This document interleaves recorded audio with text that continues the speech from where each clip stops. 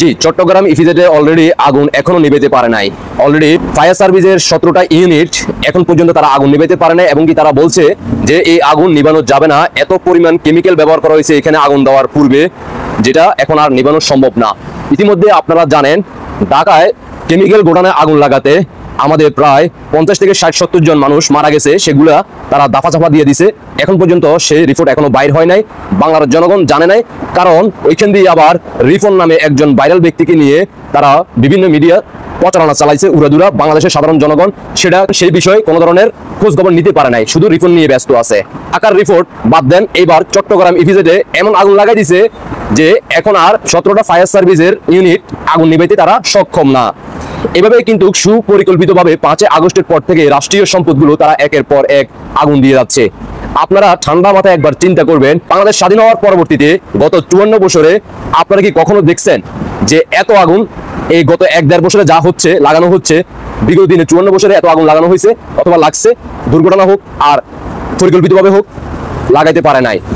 গত 54 বছরে যা আগুন লাগে নাই, যেগুলো রাষ্ট্রীয় সম্পদ ভাঙা হয় নাই, ধ্বংস করা হয় নাই, এই 5 আগস্টের পর থেকে 1 মাসে যা ঘটছে গত 54 বছরে তা ঘটে নাই।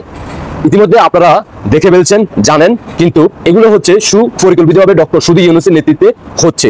আমরা শুনে আসি বিস্তারিত প্রতিবেদনটা, তারপরে বলতেছি।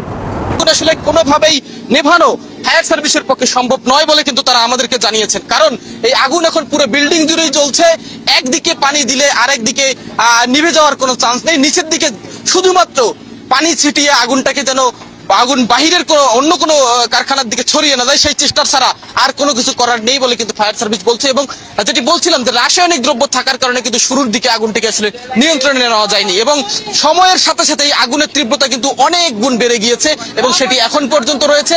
থামার কোনো লক্ষণ আমরাও দেখছি না। ফায়ার সার্ভিসও আসলে জানেন না কখন নাগাদ এই আগুনটি থামতে পারে বা আসলেই মানে আগুন আসলে তারা আসলে নেভাতে পারবেন কিনা সেটি কোনো সম্ভাবনা আমরাও আসলে লক্ষ্য করছি না। হয়তো এই বিল্ডিং এ আগুন পুরে ছারকার হওয়ার পরে হয়তো আগুন নিজেদের মতো করে থামলে তখন হয়তো আগুন থামতে পারে বলে কিন্তু সকলেই মনে করছেন। এখন কি শুনলেন তো, কথা হচ্ছে ডক্টর সুধী ইউনূস বাংলাদেশের মাটিতে যখন সর্বপ্রথম নেমে আপনাদের দেশবাসীর উদ্দেশ্যে বলছে যে বাংলাদেশে বুদ্ধি থাকলে টাকার অভাব হবে না, কিন্তু টাকার অভাব সাধারণ জনগণের হলেও ডক্টর সুধী ইউনূসের কিন্তু হচ্ছে না। কারণ তিনি তার ট্যাক্সের টাকা তিনি সেটা ক্ষমা করে নিয়েছেন। তার এই 5 আগস্টের পরে যখন তিনি দায়িত্ব ক্ষমতা নিয়েছেন, বাংলাদেশের রাষ্ট্রীয় সম্পদ একের পর এক ধ্বংস করতেছে। যেটা মাননীয় প্রধানমন্ত্রী শেখ হাসিনার নাম পরিবর্তন করা সম্ভব হয়েছে, বঙ্গবন্ধুর নাম পরিবর্তন করা সম্ভব হয়েছে, সেটা করছে, ওইখানে ঠিক আছে। আর যেগুলা সম্ভব হচ্ছে না সেগুলো তারা পরিকল্পিতভাবে একের পর এক তারা আগুন দিয়ে ধ্বংস করতেছে।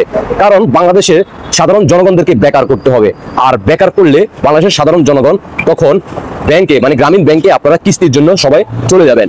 আর কিস্তির জন্য চলে গেলে যখন কিস্তি দিবে আপনাদেরকে, তখন আপনারা কিস্তি পরিশোধ করতে পারবেন না। কারণ বাংলাদেশে কোনো কর্ম নাই, কাজ নাই, কোনো প্রতিষ্ঠান নাই। ইতিমধ্যে আপনারা জানেন বাংলাদেশে হাজার হাজার গার্মেন্টস মধ্যে বন্ধ, সাধারণ জনগণের কর্ম নাই।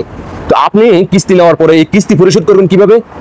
এর পরবর্তীতে যখন ডক্টর সুধী ইউনূস এই আগের মতো করে আপনার বাড়ি ঘর সকল কিছু দখল করবে, নারীদেরকে নির্যাতন করবে, হাড়ি পাতিল সবকিছু আপনাদের নিয়ে যাবে, এটাই হচ্ছে ডক্টর সুধী ইউনূসের পরিকল্পিতভাবে বাস্তবায়ন করার জন্য আবারও বাংলাদেশকে নোবেল আরেকটা পাওয়ার জন্য তিনি কাজ করে যাচ্ছেন। আপনারা ইতিমধ্যে জানেন সেই 5 আগস্টের পূর্বের বাংলাদেশ কেমন ছিল আর বর্তমানে কেমন আছে। এখনো যারা অন্ধের মতো বিশ্বাস করে তাকে ডক্টর সুধী ইউনূসের গুণগান গেয়ে যাচ্ছেন, কতটুকু দেশপ্রেমিক সেটা বাংলার জনগণ এবং কি আপনি নিজেকে প্রশ্ন করেন। ইতিমধ্যে আপনারা জানেন বহির্বিশ্বের যেখানে শান্তিরক্ষা মিশন থেকে বাংলাদেশ সেনাবাহিনী পুলিশদেরকে পাঠিয়ে দেওয়া হচ্ছে, যে বাংলাদেশ সেনাবাহিনী মাননীয় প্রধানমন্ত্রী শেখ হাসিনাকে বাধ্য করছে দেশ ত্যাগ করতে, ডক্টর সুধী ইউনূসের নেতৃত্বে আমেরিকার ডলারের কাছে বিক্রি হয়ে গেছিল।